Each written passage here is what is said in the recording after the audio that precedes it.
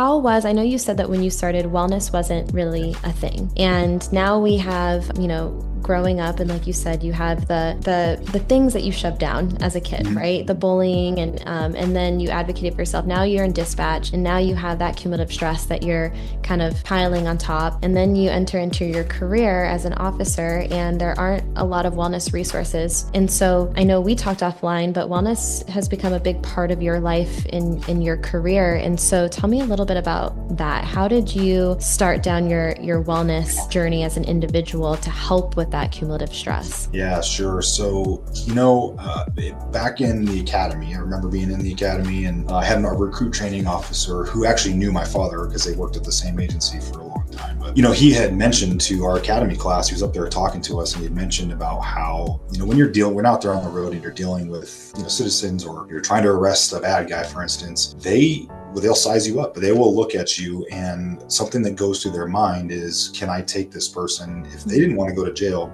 can they take this officer? Can they get out of this? And so that's something that stuck with me and still sticks with me today, that I didn't want to be that person that, because we always talk about, the officer presence, making sure your boots are shined and that you look presentable and that you're looking confident, right? And I didn't want to be that officer who didn't display that confidence from the get-go, because let's face it, we have a family to go to. Early on in my career, right, it was just me and my parents. I wasn't married then, I didn't have kids then. And so, but they were my family, right? So I had a family to go home to. I lived with them even, as a matter of fact, for my early days in being law enforcement. So